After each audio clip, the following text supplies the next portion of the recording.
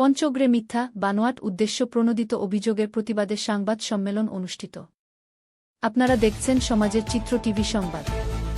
পঞ্চগড় থেকে মোহাম্মদ তোতা মিয়ার ভিডিও চিত্রে দেখুন বিস্তারিত। রোববার ২৯ মার্চ দুপুরে পঞ্চগড় শহরের চিএফসি ক্যাফে এ সংবাদ সম্মেলন করেন মহিলা বিষয়ক অধিদপ্তর পঞ্চগড়ের উপপরিচালক এ.কে.এম. ওয়াহিদুজ্জামান। সংবাদ সম্মেলনে লিখিত বক্তব্য পাঠ করেন, সম্প্রতি আমার বিরুদ্ধে কিছু মিথ্যা, বানোয়াট এবং উদ্দেশ্যপ্রণোদিত অভিযোগ আনা হয়েছে, যা সম্পূর্ণ ভিত্তিহীন ও অসত্য।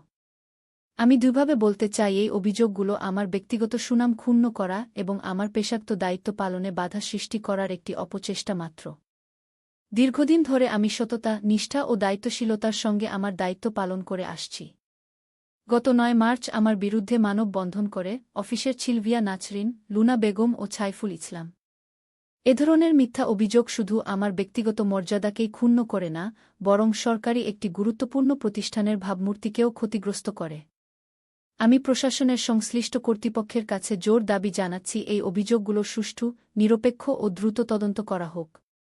প্রকৃত দোষীদের চিহ্নিত করে তাদের বিরুদ্ধে যথাযথ আইনগত ব্যবস্থা গ্রহণ করা হোক। একই সাথে তিনি গণমাধ্যমের বন্ধুদের যে কোনো সংবাদ প্রকাশের আগে তা যাচাই-বাছাই করে সত্য তথ্য তুলে ধরার অনুরোধ জানান।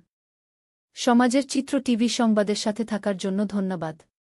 সবার আগে আপনার এলাকার সংবাদ পেতে আমাদের চ্যানেলটিকে সাবস্ক্রাইব, লাইক, ফলো দিয়ে সাথে থাকুন। পরবর্তী সংবাদ শোনার আমন্ত্রণ রহিল।